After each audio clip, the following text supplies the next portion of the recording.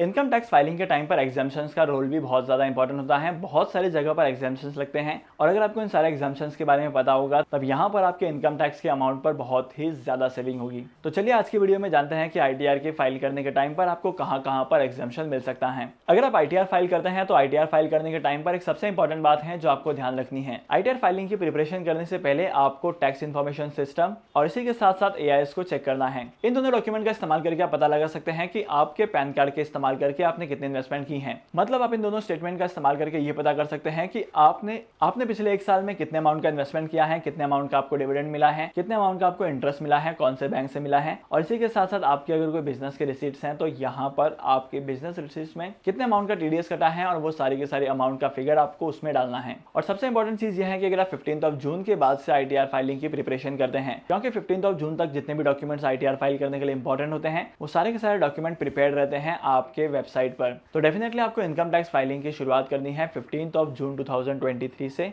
और 31 जुलाई 2023 के पहले आपको इनकम टैक्स फाइल करनी है। आईटीआर फाइल करने के टाइम पर सबसे पहला एग्जाम्पशन आपको मिलता है प्रिवेंटिव हेल्थ चेकअप पर। अगर आप एक इंडिविजुअल टैक्स पेयर हैं और आप 5000 रुपीज तक की स्पेंडिंग करते हैं इस चेकअप पर, तब यहाँ पर आप इनकम टैक्स एक्ट के सेक्शन 80D के अंडर 5000 तक के अमाउंट का एग्जाम्पशन क्लेम कर सकते हैं। अब सेकंड चीज आती है लाइफ इंश्योरेंस की। अगर आप एक रेगुलर टैक्स पेयर हैं और अगर आपको लाइफ इंश्योरेंस का क्लेम मिलता है तब आपके जो लाइफ इंश्योरेंस का क्लेम है, इस लाइफ इंश्योरेंस के क्लेम पर आपको कोई भी टैक्स नहीं देना पड़ेगा under income tax act section 10 under section 10D।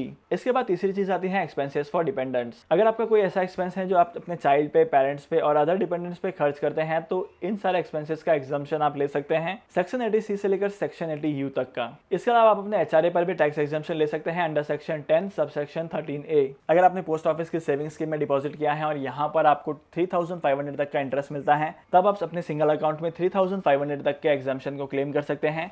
और अगर आप जॉइंट अकाउंट में इन्वेस्टमेंट करते हैं पोस्ट ऑफिस की स्कीम में तब यहाँ पर 7000 का एग्जाम्पशन ले सकते हैं। इसके बाद बात करते हैं ट्यूशन फीस के बारे में। अगर आपके 2 चिल्ड्रन हैं वहां पर अगर आप ट्यूशन फीस भरते हैं तब यहाँ पर एक स्पेसिफिक लिमिट तक आपको एग्जाम्पशन मिलता है सेक्शन 80C के अंडर। इसके बाद बात करते हैं लीव ट्रैवल कंसेशन के बारे में। आपको एक स्पेसिफिक अमाउंट का एग्जाम्पशन मिलता है अंडर लीव ट्रैवल कंसेशन में, वो भी सेक्शन 10 सब सेक्शन 5 के अंडर। इसके बाद बात करते हैं एजुकेशन लोन के बारे में। अगर आप लोगों ने एजुकेशन लोन लिया है तो आपके एजुकेशन लोन का जितना भी इंटरेस्ट है यहाँ पर आपको कोई भी टैक्स पे नहीं करना पड़ता है अंडर सेक्शन 80E। इसके बाद अगर आप नेशनल पेंशन स्कीम में इन्वेस्टमेंट करते हैं तो यहाँ पर आपको 50,000 तक के रिडक्शन मिलते हैं, वो भी section 80CCD sub section 1B के अंडर। इसके अलावा भी आईटीआर फाइल करने के टाइम पर बहुत सारे एग्जाम्पशन मिलते हैं और अगर आपको उन सारे एग्जाम्पशंस के बारे में जानना है तो मुझे कमेंट सेक्शन में जरूर बताना। इसके ऊपर एक और वीडियो लेकर आऊंगा जहां पर मैं उन सारी चीजों के बारे में बताऊंगा। बाय द वे, अगर आपको आज के इस वीडियो का कंटेंट वैल्यूएबल लगा है तो इस वीडियो को लाइक करना, शेयर करना। इसी के साथ साथ मैं आपको मिलूंगा अगली वीडियो में नए टॉपिक के साथ, एक इंटरेस्टिंग टॉपिक के साथ। तब तक के लिए signing off, happy investing and good bye.